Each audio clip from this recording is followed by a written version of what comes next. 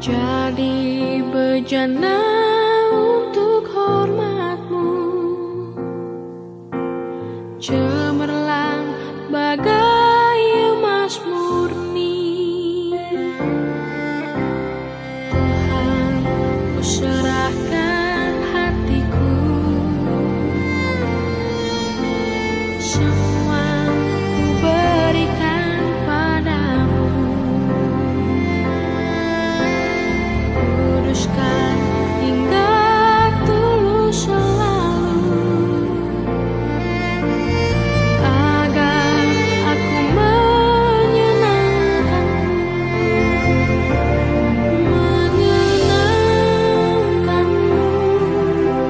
senangkanmu. Hanya itu kerinduanku,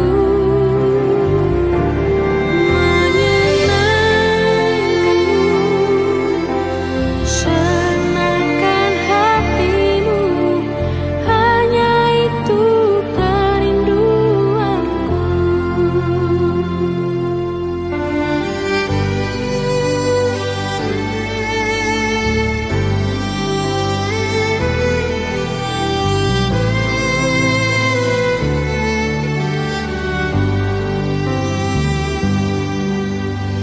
Tuhan, ku serahkan hatiku, semua ku berikan padamu. Kuduskan hingga tulus selalu, agar aku menyenangkanmu,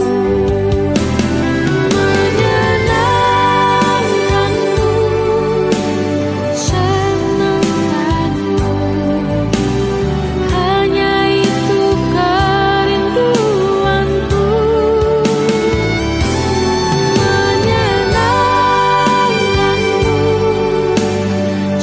senangkan hatimu.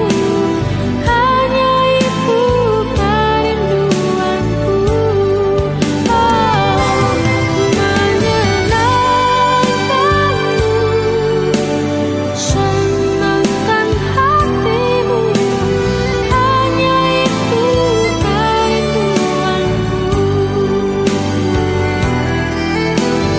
Hanya itu kerinduanku.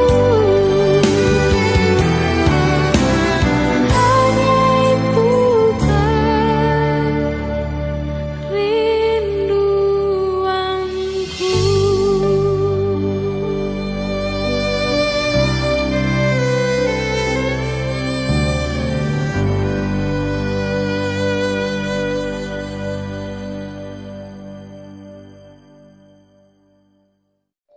Shalom, selamat pagi Bapak Ibu sekalian. Senang sekali bisa berjumpa kembali pada kesempatan renungan pagi pada hari ini. Renungan pagi pada hari ini saya akan berikan tema fokus yang benar. Ya, betapa pentingnya kita semua anak-anak Tuhan harus memiliki fokus yang benar, yaitu fokus hidup yang benar. Pada saat kita memiliki fokus hidup yang benar, maka kita tidak akan melakukan hal-hal di luar kehendak Tuhan. Bapak-Bapak sekalian, seseorang yang memiliki fokus hidup yang benar, itu artinya memiliki tujuan hidup yang benar. Segala sesuatunya kita lakukan sesuai dengan sasaran, yaitu hanya fokus hanya kepada Tuhan. Jika kita tidak melakukan hal-hal di luar kehendak Tuhan dalam kehidupan kita. Tetapi bagaimana yang terjadi? Apa yang terjadi dengan keadaan dunia saat sekarang ini? Penduduk dunia sampai saat ini masih banyak dilanda satu kecemasan, satu ketakutan karena adanya pandemi COVID-19 ini yang belum berakhir. Walaupun sudah ada vaksin, tetapi vaksin ini tidak menjamin bahwa pandemi COVID-19 ini akan segera berakhir. Belum juga ada satu kejadian beberapa hari yang lalu, ada satu peristiwa yang menggemparkan di Indonesia. Terjadi kecelakaan pesawat Sriwijaya Air di dekat daerah Kepulauan Seribu. Dan belum juga terjadi gempa bumi di daerah Sulawesi Barat, dan juga banjir besar di daerah Kalimantan Selatan. Tidak berhenti sampai di situ. Terjadi tanah longsor di daerah Jawa Barat dan lain sebagainya. Peristiwa-peristiwa yang terjadi di sekitar kita ini akan membuat fokus kita akhirnya apa? Kita fokus pada peristiwa-peristiwa dunia, membuat fokus kita hanya tertuju pada peristiwa-peristiwa yang terjadi di sekitar kita. Pada saat fokus hidup kita hanya pada masalah duniawi, fokus hidup kita pada masalah yang terjadi di sekitar kita, maka apa yang terjadi? Yang terjadi adalah kekhawatiran, ketakutan, kecemasan akan masa depan kita. Lalu bagaimana caranya supaya kita tetap fokus yang benar dalam hidup kita? Ada beberapa hal yang akan kita pelajari pada pagi hari ini, yang harus kita lakukan supaya fokus hidup kita adalah fokus yang benar di dalam Tuhan Yesus Kristus. Hal yang pertama, kita harus memiliki penguasaan diri dalam setiap anak-anak Tuhan. Penguasaan diri ini sangat penting agar kita bisa tepat sasaran di dalam hidup kita. Hidup kita terarah dan hidup kita bisa disiplin setiap apapun yang kita lakukan. Dalam dunia militer, kita sering mendengar satu istilah namanya sniper. Sniper ini artinya dia penembak jitu. Seorang sniper ditugaskan untuk operasi khusus yang menuntut keahliannya menembak secara rahasia, dengan target bahwa sekali dia menembak harus tepat sasaran. Rahasianya apa? Dia bisa berhasil. Rahasianya dia harus fokus. Dia harus betul-betul fokus dan memiliki konsentrasi yang tinggi, mengarahkan pandangannya hanya pada sasaran dan mengabaikan apa yang ada di sekitarnya yang berpotensi mungkin mengalihkan perhatiannya. Kalau dia mau berhasil, dia harus tetap fokus pada sasaran. Bapak-Ibu sekalian, dalam contoh kehidupan kita sehari-hari, salah satu contoh yang sederhana di dalam kita menguasai diri kita.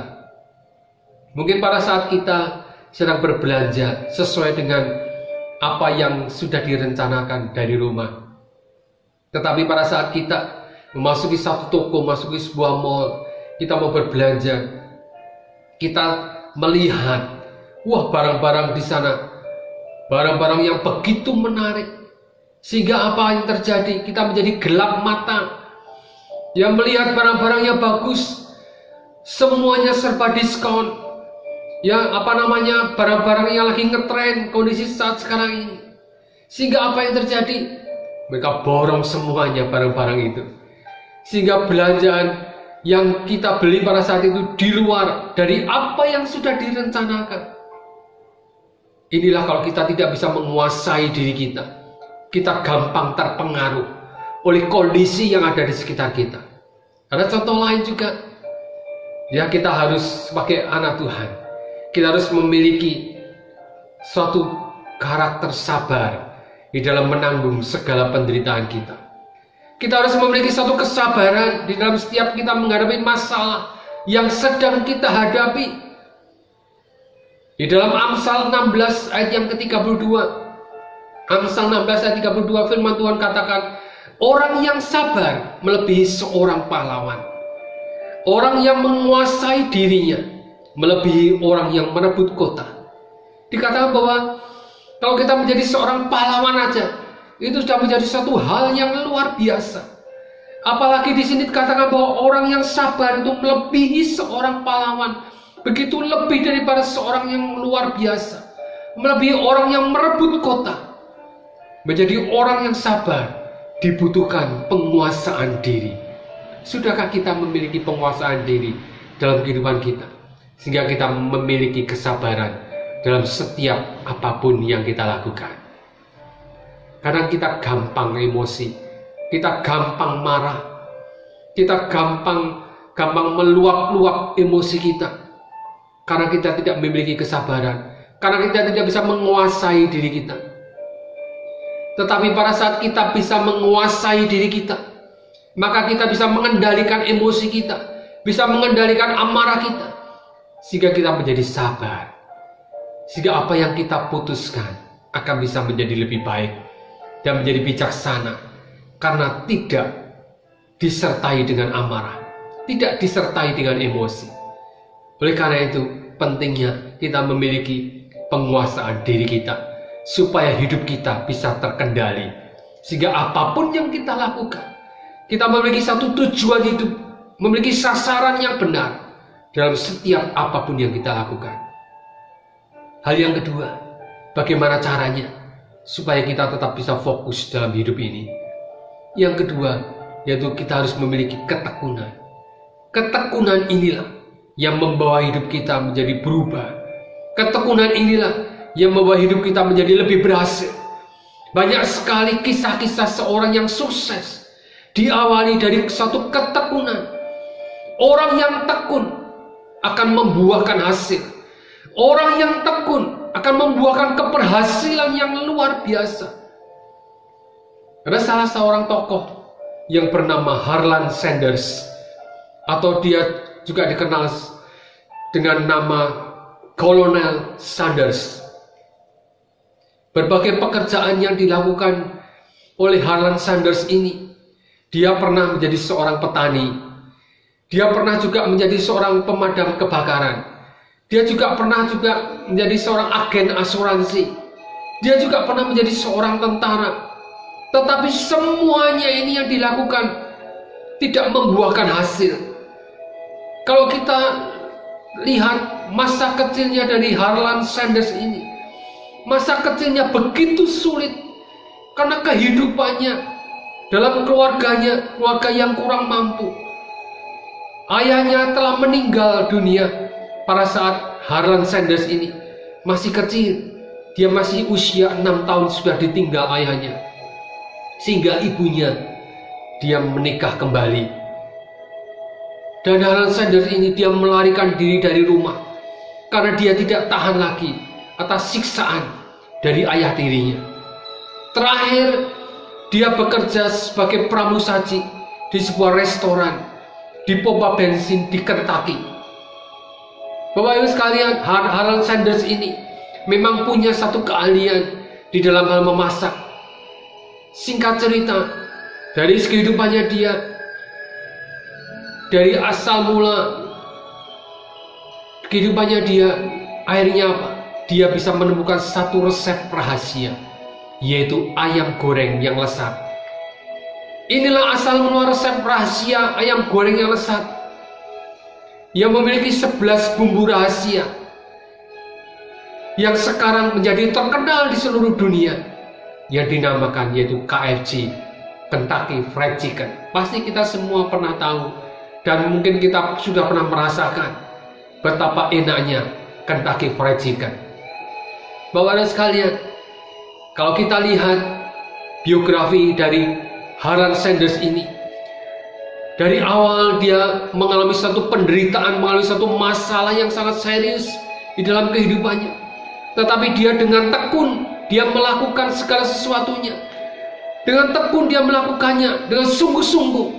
Akhirnya Harlan Sanders ini, dia bisa mengalami satu keberhasilan yang begitu luar biasa.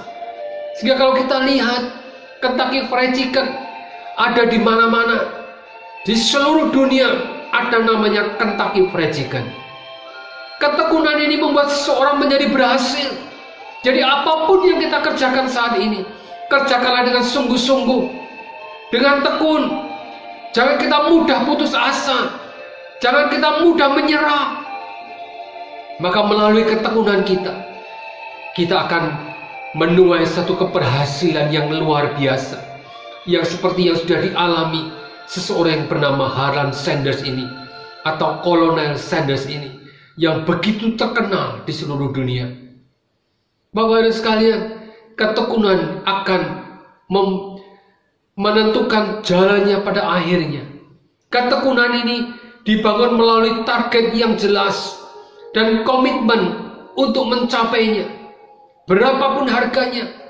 Seperti apa yang dikatakan oleh Paulus di dalam jemaat di Filipi, bahwa segala sesuatunya, bahwa yang Paulus katakan bahwa aku akan memfokuskan hidupku, akan melupakan apa yang ada di belakangku, akan berjalan fokus di depanku, yaitu berlari-lari mencapai satu tujuan hidup yang benar, yaitu panggilan surgawi.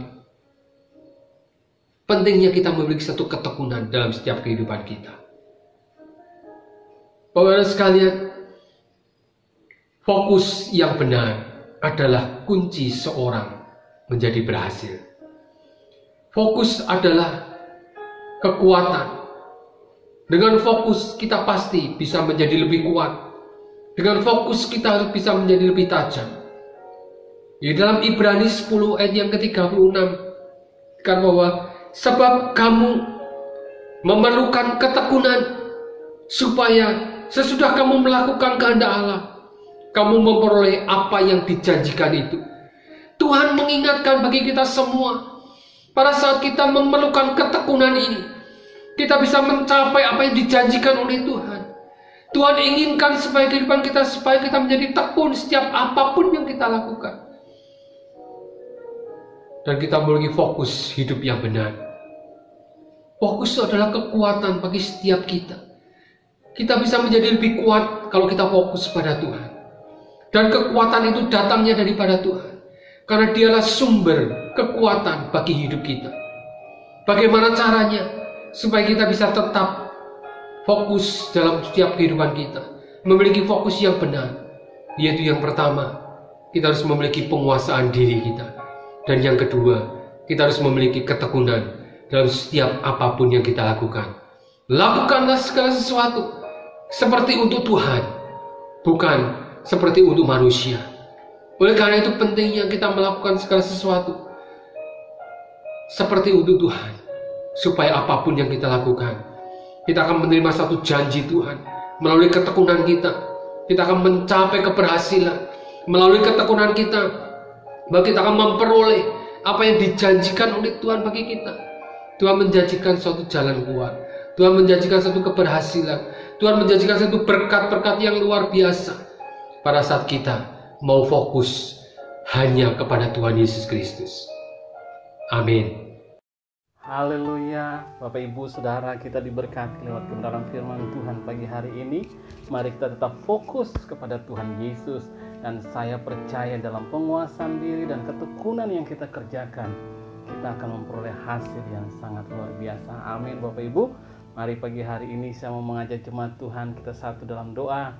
Kita akan berdoa bersama-sama. Bapa di sorga, kami datang kepadamu Tuhan pagi hari ini. Kami mengucap syukur dan kami berterima kasih. Tuhan menuntun kami, Tuhan membawa kami, supaya kami tetap fokus kepada Engkau Tuhan Yesus. Mata kami tetap tertuju kepadamu Tuhan Yesus. Sebab Engkau Bapa yang memberkati kami. Bapa di sorga, pada hari ini kami percaya Tuhan Yesus Engkau memberkati kami semua. Berikan kepada kami roh kesabaran untuk kami menjalani semuanya dengan mengendalikan diri kami. Kami mau belajar untuk bertekun sebab kami percaya di dalamnya kami akan memperoleh keberhasilan. Engkau berkati akan setiap jemaat Tuhan di dalam setiap pergumulan mereka dari hari demi hari. Kami berdoa Tuhan Engkau berikan kekuatan bagi mereka. Tuhan Engkau memberi jalan keluar dalam setiap pergumulan jemaat Tuhan. Kami percaya Engkaulah jawaban dalam kehidupan kami. Kami bersyukur dan kami berterima kasih Tuhan Yesus. Kami percaya Engkau Allah juga yang menyembuhkan kami tak kala kami sakit. Kami berdoa di dalam nama Yesus, segala sakit penyakit kami perintahkan untuk pergi meninggalkan tubuh kami. Sebab kami percaya Tuhan Engkau Allah penyembuh kami. Di dalam nama Yesus jadilah sembuh. Di dalam nama Yesus kuasa mujizat kesembuhan itu terjadi. Kami percaya, kami mengucap syukur dan berterima kasih. Tuhan Engkau beri senantiasa kekuatan bagi jemaat Tuhan, bagi kami yang lemah. Engkau Allah memberikan penghiburan bagi kami tak kala kami berduka. Kami percaya Engkau berkati kami semua. Kami percaya Tuhan Engkau Allah berkati setiap pekerjaan Tuhan yang ada di gereja Betel Maranatha. Berkati hamba-hambamu, berkati akan anak-anakmu yang mengambil bagian dalam pelayanan. Kami berserah hanya kepada Engkau Tuhan Yesus. Di dalam nama Tuhan Yesus kami telah berdoa kepada Bapa di sorga yang senantiasa memberkati memberkati kami. Dalam nama Yesus kami berdoa. Amin. Amin. Bapak Ibu Saudara sekalian, kami percaya kita semua senantiasa diberkati Tuhan. Sampai ketemu lagi dalam renungan pagi hari pada hari Senin besok hari. Tuhan Yesus memberkati kita semua. Haleluya. Amin.